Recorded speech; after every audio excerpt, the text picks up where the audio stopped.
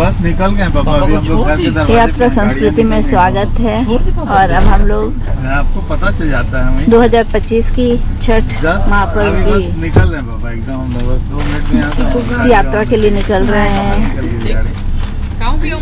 आज के ब्लॉग में वाराणसी टू पटना यात्रा हमारे साथ आप भी एंजॉय कीजिए। पूरे परिवार के साथ हम लोग निकल रहे हैं।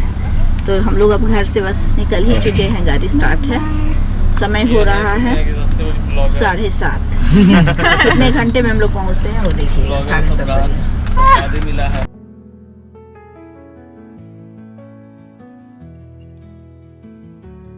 Hello guys, good morning. आज हम निकले हैं पटना जाने के लिए, वाराणसी टू पटना। छठ 2025 आ चुका है। छठ पर्व हम लोग हर वर्ष की भांति इस बार भी मनाने जा रहे हैं पटना। जैसा कि आप सब जानते हैं, लोक आस्था का महापर्व छठ का अगर असली रूप देखना हो तो बिहार में ही आप देख सकते हैं, जहां पूरे नियम, पूरे रिचुअल्स, पूरी आस्था और विश्वास के साथ लोग छठ पर्व करते हैं। हम सब अपने परिवार के साथ निकल गए हैं। 2 गाड़ियों में हम लोग बैठे हैं। कुछ फैमिली मेम्बर्स चंडीगढ़ से आए हैं और हम लोग सब मिलकर एक साथ यात्रा कर रहे हैं। यात्रा बहुत ही आनंददायक होने वाली है, हमारे साथ बने रहिए। अभी उन लोग की गाड़ी पीछे रह गई है, तो हम लोग पहले अपने पेट्रोल भरवा ले रहे हैं, टंकी फुल करवा ले रहे हैं और साथ साथ में उनका इंतज़ार भी कर रहे हैं। सुबह का समय है, बहुत ही आनंददायक, बहुत ही अच्छा है। जैसा कि आप लोगों ने पिछले छठ के ब्लॉग में देखा होगा, हम लोग 4 बजे सुबह में निकले थे। काफ़ी अंधेरा और फॉग था। इस बार निकलते निकलते कुछ देर हो गई, तो वहाँ पहुँचने में भी थोड़ा वक्त तो लगेगा। थोड़ी सी समस्या होती है। इस वक्त मैक्सिमम लोग बिहार के लिए छठ पर्व में आते हैं, तो चाहे ट्रेन की यात्रा हो या सड़क की यात्रा हो, बहुत भीड़ और ट्रैफिक का सामना करना होता है। लीजिए, बातों ही बातों में हम लोग रामनगर पुल क्रॉस करने लगे और हम लोगों के दाहिने साइड थोड़ी देर बाद रामनगर का किला भी दिखेगा। अभी तो गंगा जी का दर्शन कर लीजिए। और जब हम रामनगर के किला से गुजरेंगे तो मैं चाहूँगी कि उसके विषय में थोड़ी बहुत जानकारी आप लोगों को दे दूँ। वैसे तो जो वाराणसी के हैं वो रामनगर का किला अक्सर घूमने भी आते हैं और उसके बारे में पता भी है, लेकिन जो बाहर के हैं अगर वो वाराणसी आते हैं घूमने तो रामनगर एक दिन ज़रूर जाए। और रामनगर का जो सबसे महत्वपूर्ण जगह है रामनगर का किला, साथ में वहाँ की लस्सी, वहाँ के गोलगप्पे और चाट बहुत ही फेमस हैं। जितने भी पर्यटक हैं जब भी विज़िट देते हैं तो उनको यहाँ आने के लिए ज़रूर सजेस्ट किया जाता है। हालांकि अब वो रामनगर का किला जो कभी किसी ज़माने में वहाँ काशी नरेश का महल या निवास स्थान हुआ करता था, अब वो एक संग्रहालय के रूप में विराजमान है। हालांकि अभी भी किले या महल का कुछ भाग जो राजसी परिवार है उनके लिए है। वो लोग अभी देश में नहीं रहते, लेकिन जब भी आते हैं खास करके रामलीला के समय तो लोग यही निवास करते हैं। बातों ही बातों में हम लोग पुल पार कर गए और अब हम लोग यहाँ से साइड में आपने देखा होगा, ये जो बिल्डिंग देख रहे हैं ये सब राजमहल का ही पोर्शन है, जिसको पुलिस थाना वगैरह बना दिया गया और काफ़ी दूर तक ये फैला हुआ है। सच पूछिए तो रामनगर का किला जो है वो बलुआ पत्थर से बना एक निर्माण, एक संरचना है। ये सब उसी का पार्ट है, किनारे से दिख रहा है। थोड़ी देर के बाद अब उसका मेन जो है किले का गेट, वहाँ तक मैं आपको दिखाऊंगी रास्ते में जो भी दिखेगा। इसका निर्माण 1750 में दिख रहा है, दूर से पिंक कलर का वही है। काशी नरेश महाराजा बलवंत सिंह ने करवाया था। वर्तमान राजा और किले के निवासी अनंत नारायण सिंह हैं, जिन्हें बनारस के महाराज के रूप में आज भी जाना जाता है। ये देखिए किले का गेट ऐसे दिख रहा है। हालांकि 1971 से यह शाही शब्द जो है, उपाधि जो है, ये अब समाप्त हो चुकी है। हम लोग यहाँ थोड़ी देर के लिए रुके हैं, कुछ फ्रूट्स वगैरह ले रहे हैं और पीछे वाली गाड़ी में जो लोग हैं उनका वेट कर रहे हैं। अब हम लोग निकल गए और चूँकि ऑलरेडी काफ़ी लेट हो चुका है तो अब ज़्यादा वक्त बर्बाद किए बिना हम लोग निकल पड़े हैं। अब हम जब भी रुकेंगे जो बहुत ज़रूरी जगह है वहीं रुकेंगे, क्योंकि लेट ज़्यादा हो चुका है। और हम लोग इसी प्रकार परिवार के साथ एंजॉय करते हुए जा रहे हैं। आप सबसे मिलिए और इस यात्रा का आनंद। बच्चे सुबह में आधी नींद में उठे थे तो देखिए सोते हुए चल रहे हैं, आंखों में इनके भी नींद है, ये तो सोई ही हुई हैं। परिवार के साथ ट्रिप में आना बहुत आनंददायक है। हम लोग मोहनिया पहुंच गए। मोहनिया में रुक के यहाँ की चाय, जब भी हम लोग पटना की यात्रा करते हैं तो यहाँ रुककर चाय नाश्ता वगैरह किया जाता है। मुझे यहाँ की लिट्टी जो होती है वो बहुत पसंद है। गर्मा गर्म लिट्टी चोखा मैं खाती हूँ, आज भी मैंने खाया। और बाकी सब लोगों ने चाय भी पी जो कि यहाँ की बहुत ही अच्छी लगती है। 20 मिनट का हम लोगों का ये ब्रेक है, इसके बाद हम लोग निकल गए। जल्दी जल्दी आगे बढ़ रहे हैं क्योंकि जितनी देरी होगी हम लोग जाम में फंसेंगे। खास करके आरा के पास बहुत समस्या है।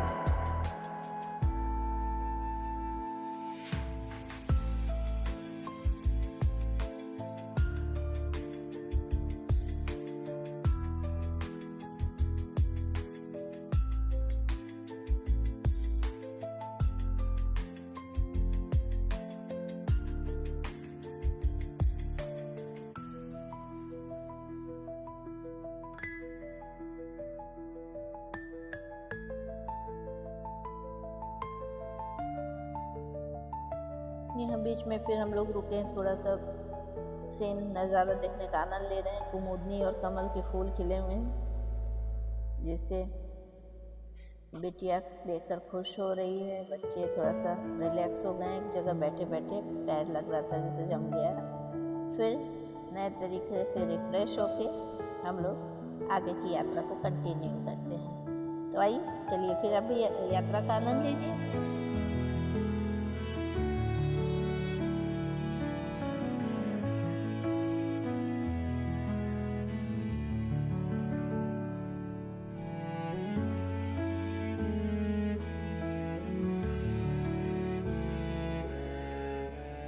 नहीं, कोई और गाड़ी है।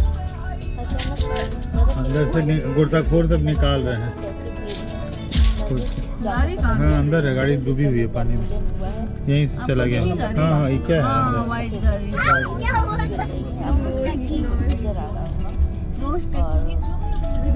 निकालने में लगे हुए हैं।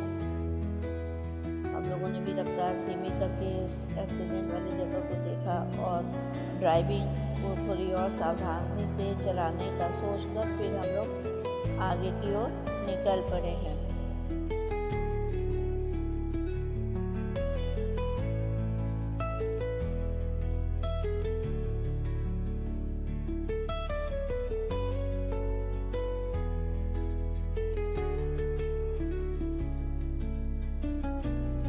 हम लोग बिहिया क्रॉस कर रहे थे, जब जा रहे थे रास्ते में बहुत बुरे तरह से हम लोग जाम में फंस गए। आधे किलोमीटर आगे बढ़ने के बाद हम लोगों को रिटर्न होना पड़ा और रिटर्न होकर जिस रास्ते में गए फिर वहाँ भी 1 किलोमीटर जाने के बाद फिर रिटर्न होकर इसी रास्ते आना पड़ा। पता चला कि वो गलत रास्ता था और फिर आधे घंटे वेट करने के बाद हम लोग आगे निकले।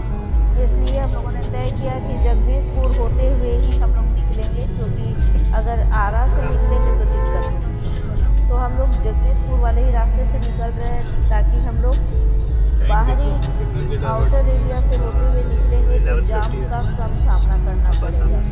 और हम लोगों का ये डिसीज़न बिल्कुल सही था, क्योंकि इसके बाद हम लोगों को जाम का सामना भी नहीं करना पड़ा और काफ़ी तेज़ रफ्तार से हम लोग निकल पाए। हम लोग बक्सर से करीब 65 किलोमीटर हम लोग से दूर है पटना 87 और आरा 35 किलोमीटर। जगदीशपुर वाला ये रास्ता बहुत थोड़ा किलोमीटर भले बढ़ जाता है, लेकिन हम लोग भीड़ और जाम के सामना से बच जाते हैं। अब तक हम लोगों ने यानी वाराणसी से हम लोग 192 यानी 192 किलोमीटर आ चुके हैं, लेकिन अब बहुत सहजता से हम लोग निकल रहे हैं क्योंकि सही रास्ता चुन लिया है। कुछ किलोमीटर अधिक जाना होता है, लेकिन जाम और भीड़ से बचने के कारण समय की बचत होती है।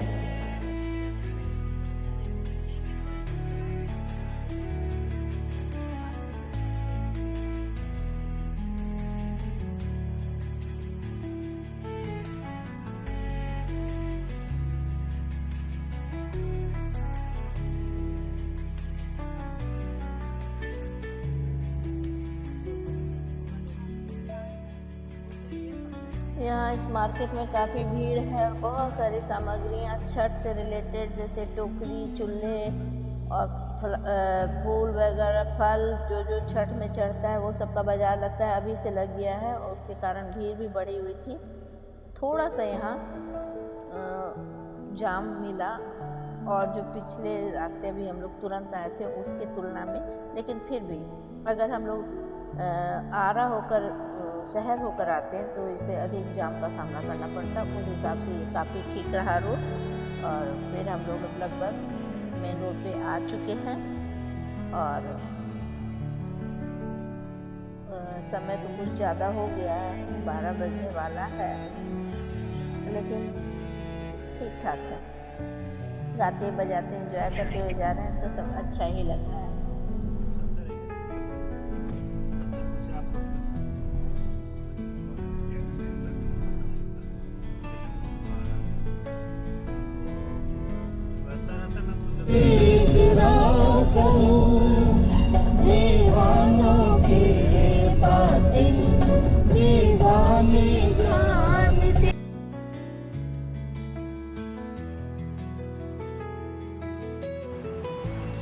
हम लोग गाना सुन भी रहे थे और जब फेवरेट गाना आ रहा था तो साथ साथ मिलकर गाते गुनगुनाते हुए गाने के आनंद को और भी बढ़ा दे रहे थे। लीजिए बातों ही बातों में सोन नदी आ गया, यानी कोइलवर पुल हम लोग क्रॉस कर रहे हैं। ये कोइलवर पुल अभी हाल में ही बना है। इसके पहले पुराना वाला पुल था जो काफ़ी जर्जर सी स्थिति में हो गया था और जब भी हम लोग उस पुल से गुजरते थे तो डर सा लगता था, बहुत ही कंजेस्टेड, ऊपर नीचे एक सड़क यात्रा का था, एक रेल यात्रा का था। लेकिन जब से ये पुल बन गई है, देख सकते हैं कितना अच्छे से ये बना हुआ है और काफ़ी मज़ेदार है। DMI इंस्टीट्यूट बन रहा है और जल्द बनकर तैयार हो जाएगा। DMI इंस्टीट्यूट है, बीटा में है, पटना के काफ़ी पुराना DMI इंस्टीट्यूट जो वर्तमान में गांधी मैदान में जाएगा। आप देख सकते हैं पूरा एक नए शहर की तरह ये बसाया है। अब वो बीटा में अपने नए कैंपस में बहुत बड़ा दिखा है, इतने दूर में फैला हुआ है। इसके फर्स्ट फेज का कार्य लगभग संपन्न हो चुका है। कैंपस से सटे हुए करीब 15 एकड़ विकसित किया गया है।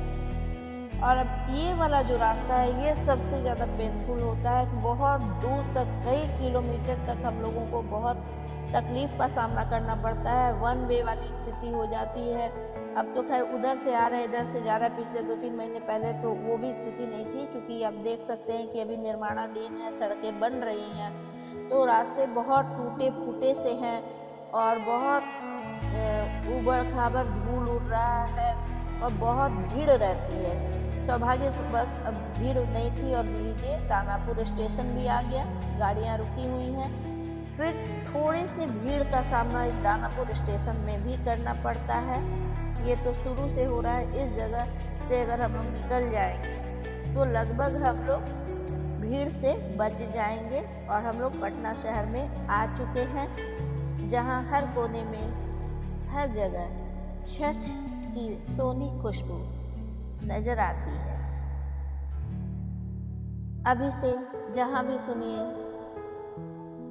लोकगीत छठ से संबंधित बज रहे हैं, लोग उसी तरह की चीज़ें बाज़ार में बिक रही हैं, छठ से रिलेटेड लोग खरीद रहे हैं, लोगों की भीड़ है, मतलब पूरा माहौल छठमय हो गया है।